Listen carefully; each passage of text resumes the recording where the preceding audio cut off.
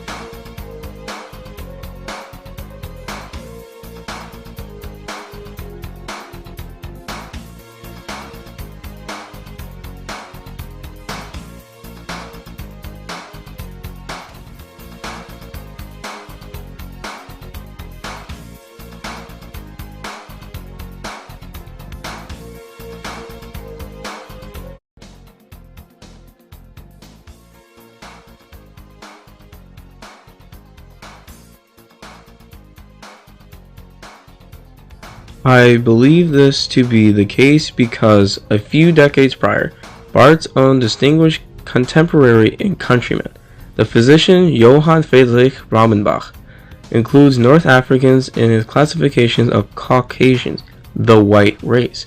Even though his mistaken classification is well known and documented, it is often ignored. However, genetics reveal a different set of facts. It is likely, however, very unlikely that the Berber gene pool originated from north of the Mediterranean Sea, Europe, but rather from deeper south further into Africa. A May 5, 2004 article in the American Journal of Human Genetics bears this out.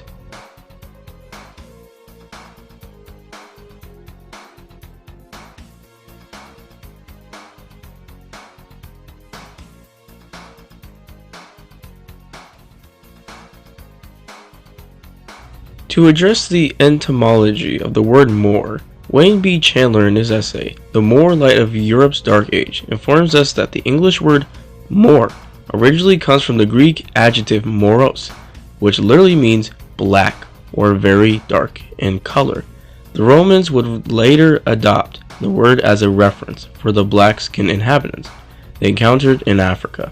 Again, we recall that it was the ancient Romans who called the entire region of northwestern Africa Mauritania. Nevertheless to say, this translates from the Latin as the land of the black-skinned people.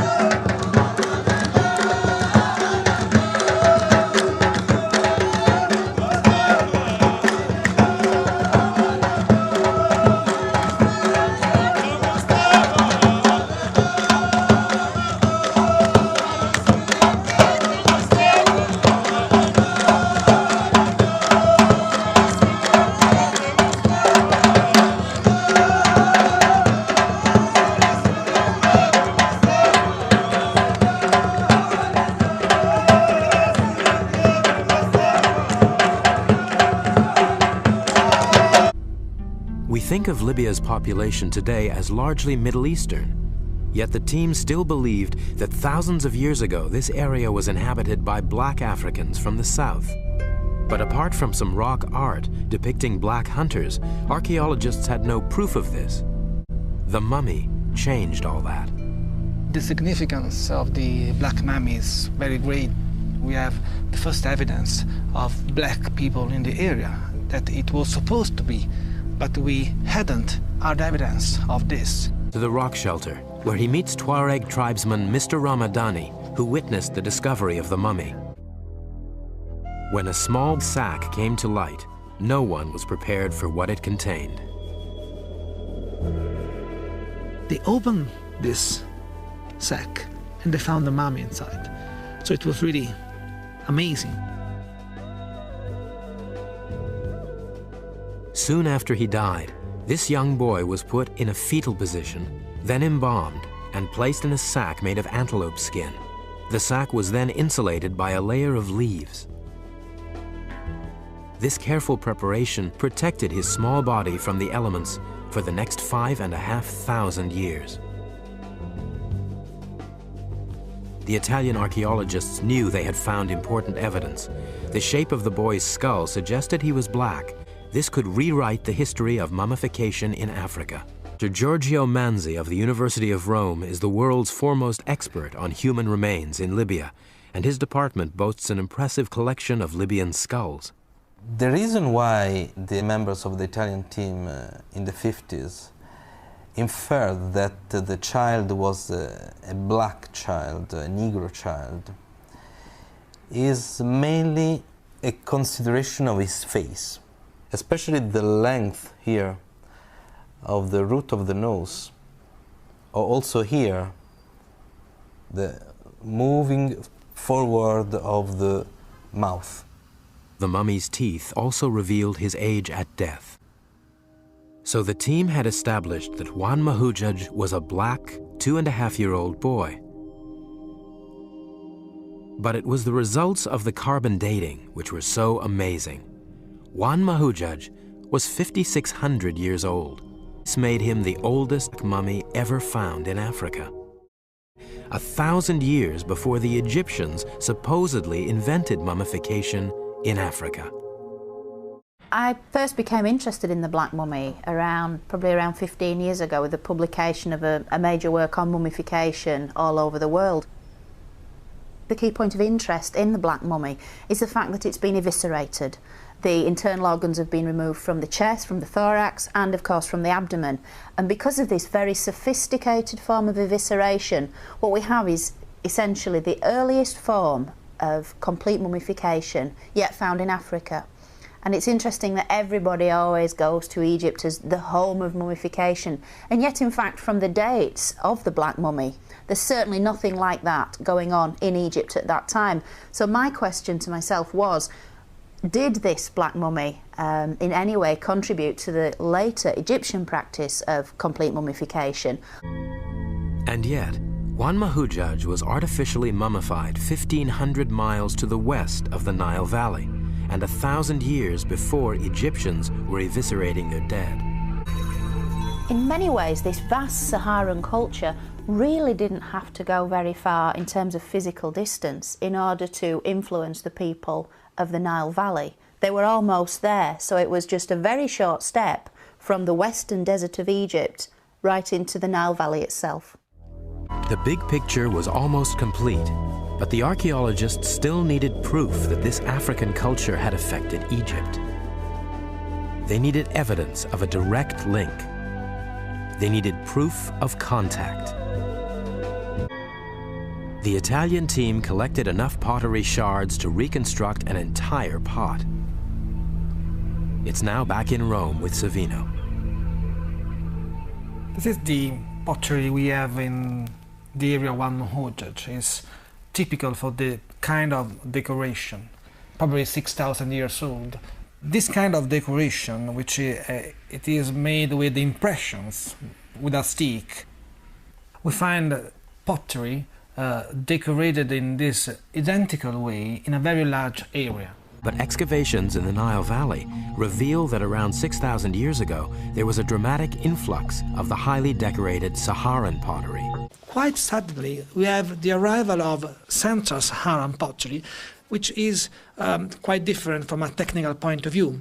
So it means that either people or, in my view, ideas and this kind of communication arrived in the Nile Valley some 6,000 years ago. The heritage of ancient Egypt and the Central Sahara have been incredibly intertwined over the last 10,000 years.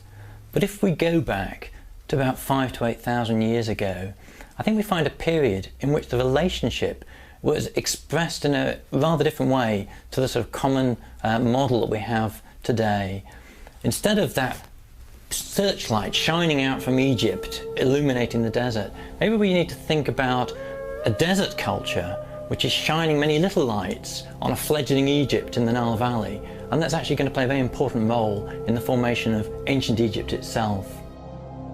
The very beginning of Egyptian traditions were, in my view, were influenced by some Saharan tradition, and we can see this in the technology of pottery, we can see this in the decoration of pottery, and even pastoral activity, because the domestication, cattle domestication, was just in the Sahara. It wasn't in the Nile Valley. So this means that we have a lot of cultural knowledge, Saharan knowledge, which has been spread in much part of northern Africa, including Nile Valley. I find it quite extraordinary that this Central Saharan civilization shows all the features we generally associate with later Egyptian pharaonic culture, and mummification is a prime example. There are definite links between the two cultures. As to which came first, most Egyptologists would like to think Egypt, but I think a lot of this information from the Saharan cultures really must make us think again. Abandoning their increasingly arid pastures, more and more people from the Sahara had to join their forerunners and follow the trails in search of a secure supply of water. Some headed for the tropical rainforests which lay to the south and west. Others moved east towards the valley of the River Nile.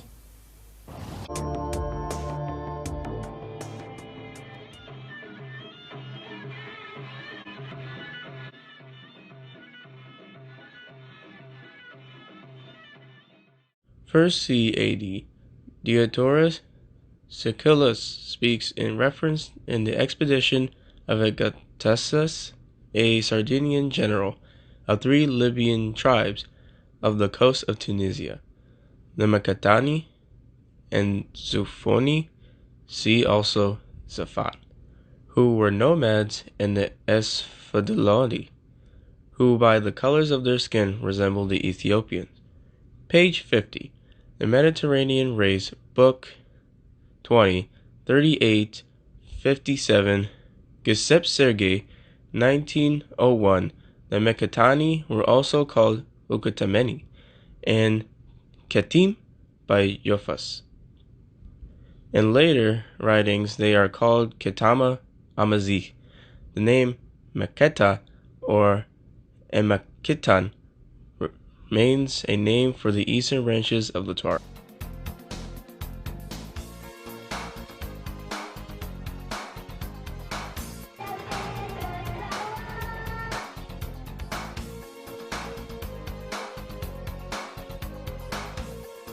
كبر البحر والموج وفلاكم أكبر وبقد السنين الطول ما تتقصر ومهما نوصف خلقكم يا فرسان نضل مقصر والوجه ندور فيه الدم يبان تقول دواء عجيج ويد بيدك رسمك في الفم يفرج وين.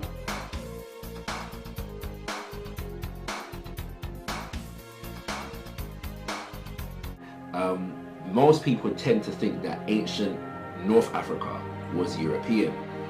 So do we need to continue to dispel that myth? It never was European. Right. It never was. I mean, it is now, Yes, but that's a different story. Mm-hmm. Yeah. I mean, North Africa, the very first North Africans that we have documents about were the Egyptians, the Libyans, the Carthaginians.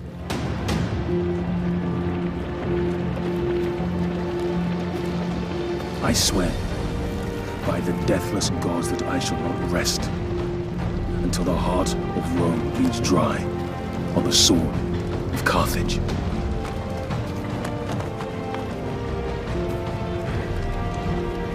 Legions. Right to our tribe. It was the barbarians who sought to protect their own freedom.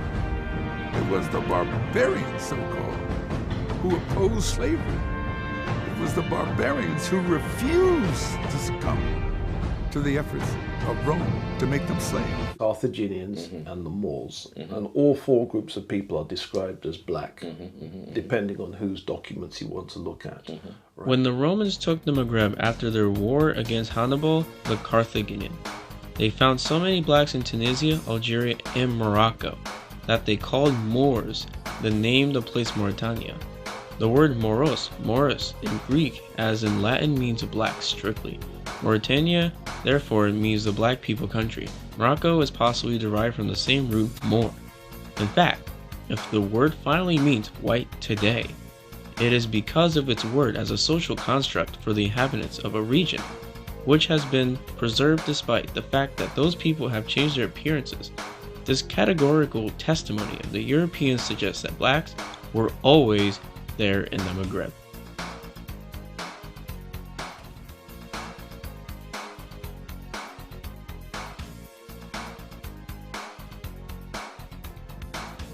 First century AD, Marcus Valerian Martial was one of the earliest Europeans to use the phrase "woolly hair like a Moor" in one of his satires, and the phrase was commonly used up until the Middle Ages. See Nature Knows No Color Line by J. A. Rogers, 1952, page 50.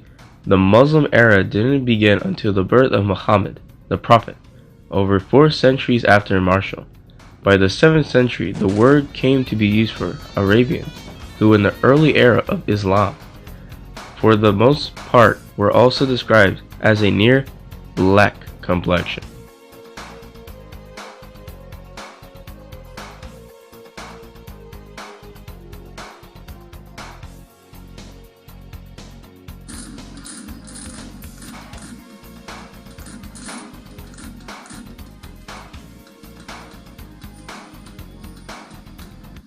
Now, the first place to have significant non-black populations would have been Egypt and Libya. Certainly, there's a time period that the historians call the Second Intermediate Period in ancient Egypt, which is where we get the collapse of the Middle Kingdom, the collapse of your Amenemets and your Senusrets, and then Egypt is overran by Asiatics and the Hyksos. And depending on who you read, the Asiatics and the Hyksos were in power. Some people say for a couple of 100 years. I say for hundreds of years.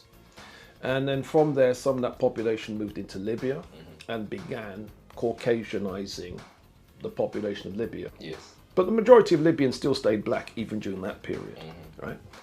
All right, then we get the sea peoples, as they're called. Right. People coming in from the sea. Mediterranean. Yeah. And then they attack Egypt during the time of Ramses III. Diop goes into this in the greatest of detail. Again, they add to the non-black populations. Then we get the Roman conquest of Carthage in 146 BC. The Romans don't just conquer, they colonize. So they move families into North Africa. And so a lot of white North Africans are actually descended from that. Romans, yeah. Then we have the Vandals in the 5th century. These are people coming out of Germany. And they conquer North Africa in the 5th century. Their descendants are still around. Then, of course, you've got the Arabs that conquered 639 AD. And they've added to the white population. Now, not every Arab is white, but the ones that are in North Africa most certainly are. Then you've got the Arab slave trade of Eastern Europeans. Yeah. And so a lot of Eastern Europeans got snatched. A lot of them ended up in the Middle East. A lot of them ended up in North Africa. So again, a lot of white Arabs are actually Slavs. Right. And that they've again added to the variety of North Africa. So when people talk about, because there's a distinct DNA marker called North African DNA, and I will question this as well, like with people, yeah. Because what do they mean when they say that? Because depending on which time period they took, they took the DNA. They could mean anything. Yeah, that's right. Yeah. Absolutely. Because I mean, according to Chancellor Williams, some of the ancient Libyans were from China. Right. And so, in other words, you can say anything when you say North African. Right. Okay. So then, last question on this specific thing. Yeah. Is the question of what people mean when they say Berber. This is a Tuareg festival held in the Hagar Mountains, and it will go on for a week or more.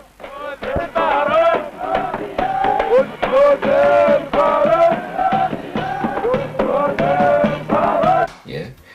And so the question is, does historically speaking, is Berber a cultural designation or a racial designation or both? It depends on who's writing the book. Right. From a strictly scientific scholarly perspective, yeah, there's no such thing. To be honest, there really is. But depending on what point you're trying to make, you can make different points. Right. Okay, so this is how I teach it. Okay. The first mention of the term Berber, as far as I know, is early medieval Arabs. There's a scholar called Wahib ibn Munabeh, writing around 738 AD. He says, among the descendants of Kush, the descendants of Ham, and he gives a list, and in that list is Barbar, Berber. Yeah, that means they're black. The black Arab scholar El-Jahis, he also says the Berbers are black. Libya, for its part, due to the robbery of its nomadic people was indulging in, was named Barbary by the Romans. Also in Libya, Greeks and Romans described the presence of people with scarred and painted faces, wearing braids and practicing totemism, with the clearly matriarchal organization. This is clear cultural description of a black people.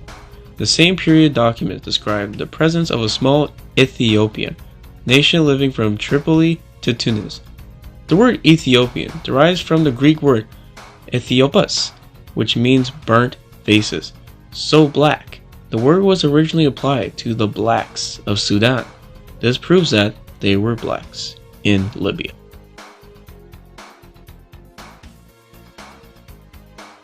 In 1939, the extreme longheads concentrated in the Hagar and in parts of the Algerian plateau are the Tuareg and the purer families of central nomadic Amazigh, reserving the head form which they brought from East Africa. Their Hamitic homeland, Carlton Coon, The Races of Europe, page 257, 1979.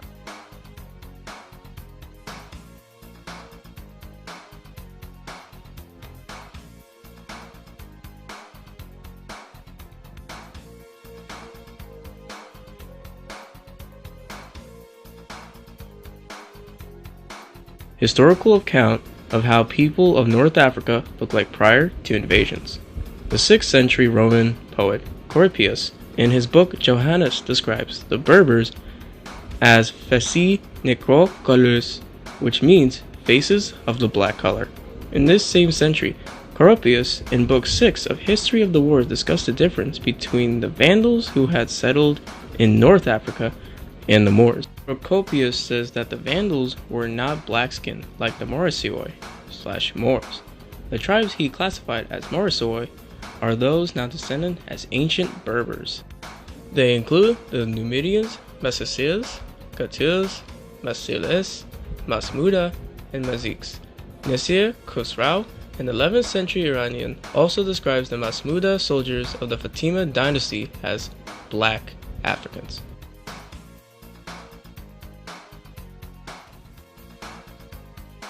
Then you've got the fact that you've got two populations that people call Berbers, Somalis and North Africans. Yes. Now the Somalis are obviously black. What about the North Africans?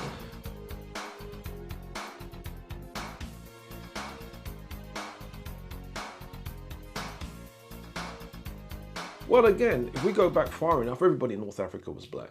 The revelation of these rock paintings in the Tassili Mountains of the Algerian Sahara just 30 years ago astonished the world.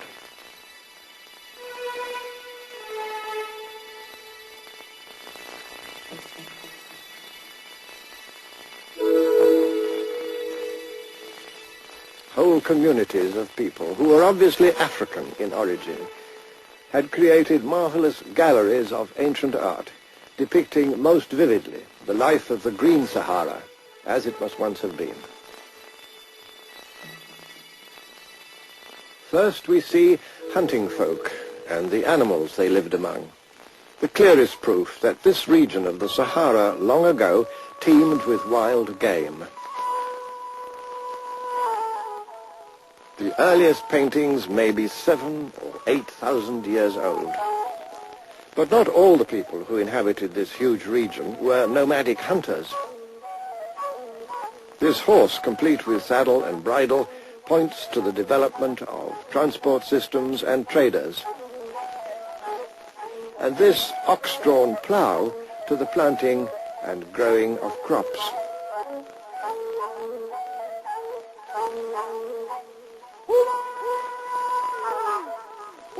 Whether for war or sport, elaborate chariots came into use, while the clothing of these people bears a striking resemblance to the tunics of ancient Egypt.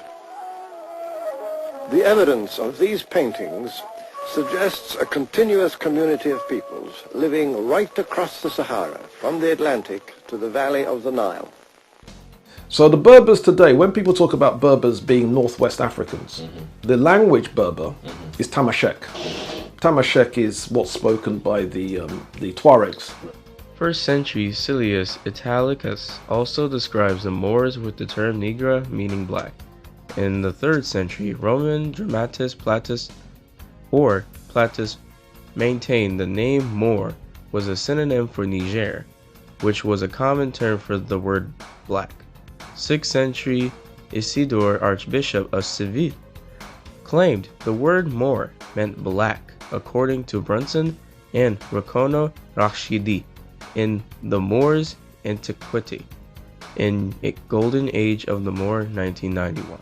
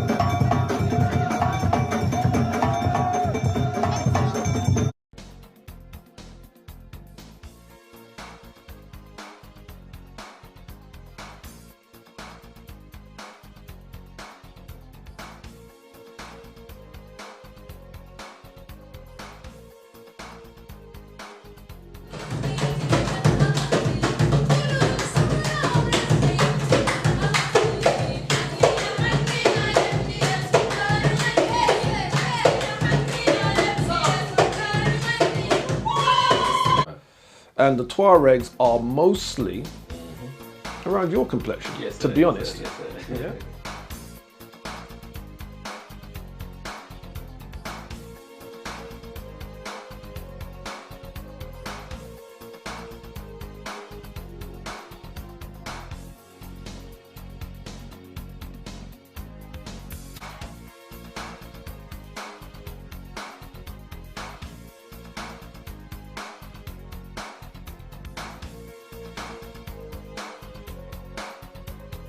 And if you go to the ones in Niger, they're more kind of my complexion. I'm the Sultan of all the Tuareg of the Aïr. He's the latest in a line of local chiefs who have ruled here for 500 years.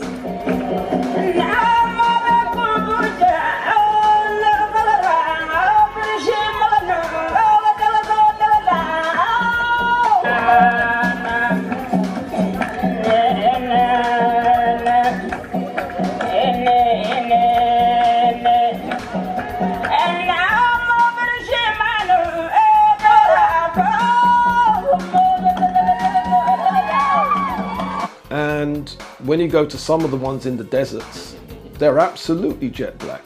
Absolutely. So in other words, you've got a whole. Now there are some light-skinned ones as well, and obviously when you see books written by Europeans, they want to point their cameras at the palest ones and present them. But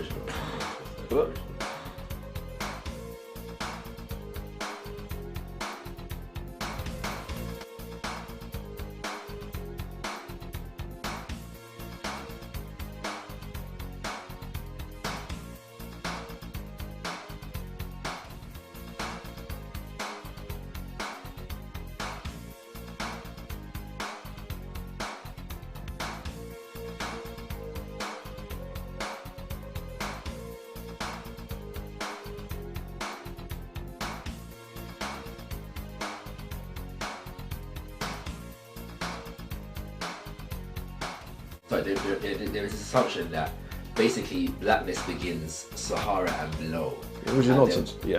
And then there is whiteness, basically indigenous to Africa, so above the Sahara, in the mountains of Algeria and things of that nature. That the first people in Africa were black. Now, we are invaders, right? North Africa. You're Algerian? Yes. Okay. Where'd you get this from? Where'd you get this from? This is one Algerian knowledge, because the true Berbers are really Finish dark. matter. No, the true Berbers are really black. Being gene flow into North Africa from the surrounding regions. Some areas have experienced long periods of genetic isolation. This would allow the distinctive genetic marker to proliferate among some populations in the region, particularly amongst isolated Amazigh people. Haplogroup E is the most prevalent haplogroup amongst the Amazigh, accounting for up to 87% of the Y chromosomes in some Amazigh populations. This haplogroup is thought to have emerged from East Africa and later dispersed into North Africa and West Asia. The parent marker originated in East Africa. It has been affectionately named the Amazigh marker or Maghrebi marker.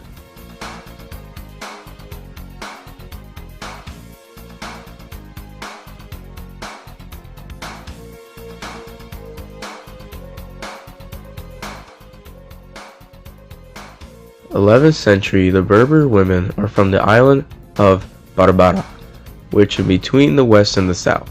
Their color is mostly black, though some pale ones can be found among them.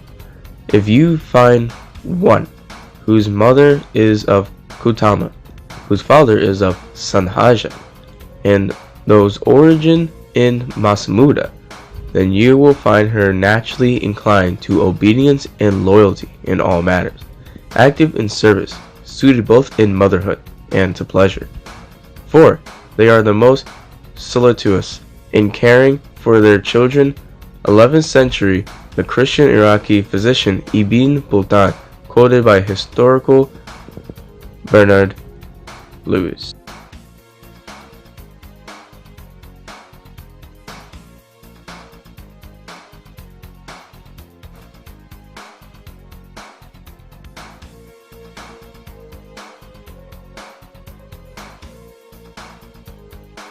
Where are you from? What did you just say? Algeria. What did you just say? What was just go back one sentence and say that again. Berbers are black. The original Berbers, yes? Yeah.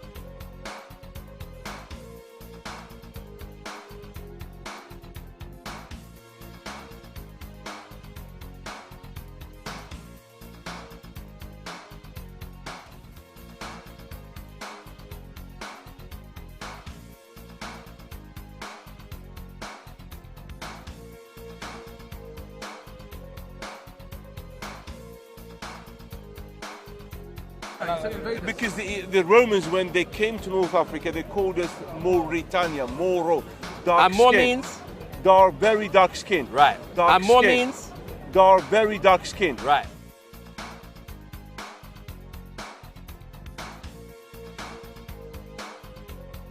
We're black, but not. But even black people are different. Yeah, in terms of we accept that. Yeah, yeah. We accept But that. they're black. They're black. Okay, so Million of white, 1.5 million of white slaves in North Africa. Lots of Algerians, they have Irish blood. From the Spain, most of us are from Jewish, European Jewish, from Middle East, from Spain, from most Algerians, their DNA, the north thing. The south are really indigenous people of Africa.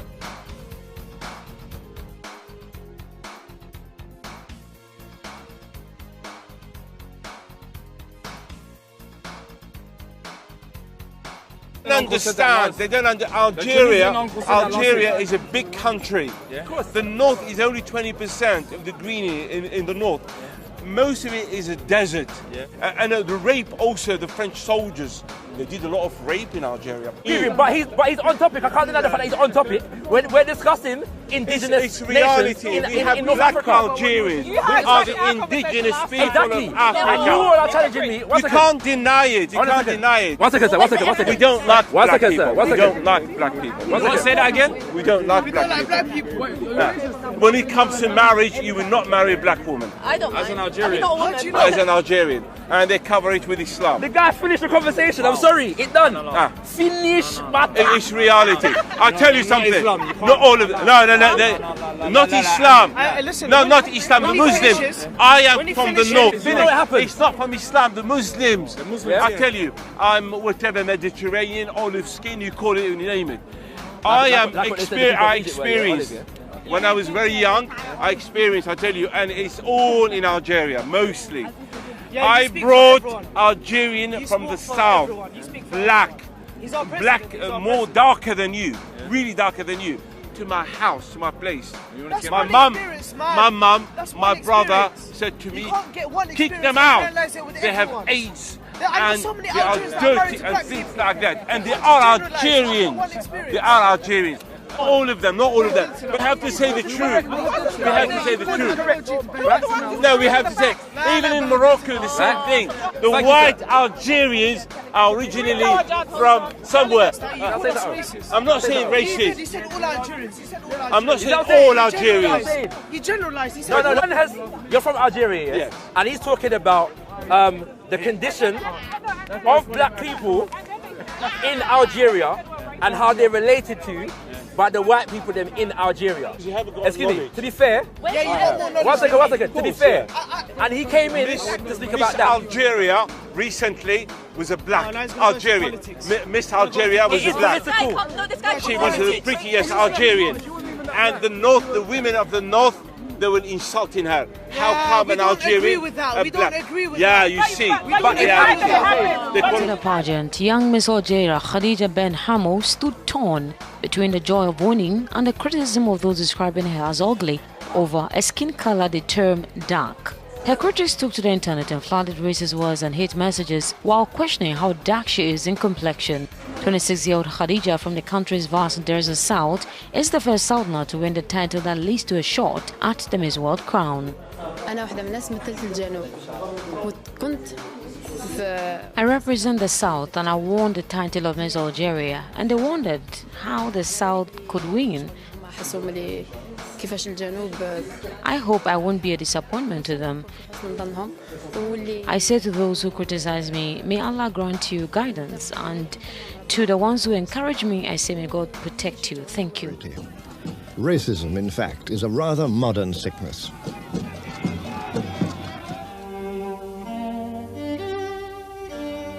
Nothing more clearly illustrates the change that was to come than the European art of the Renaissance, and earlier still.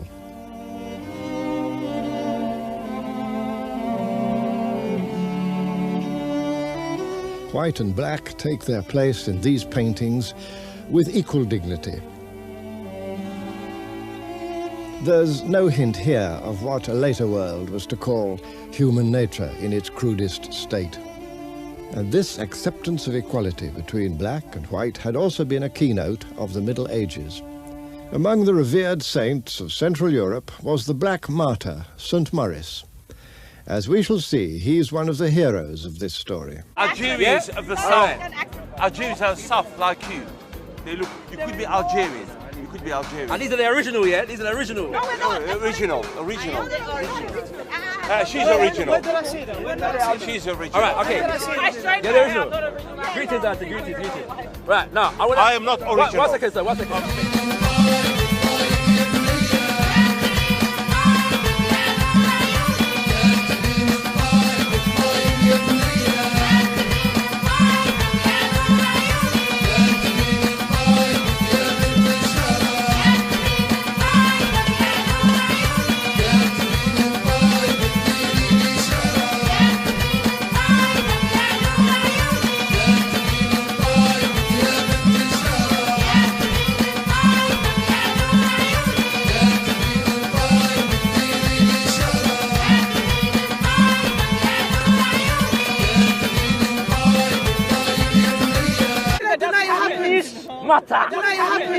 Mata!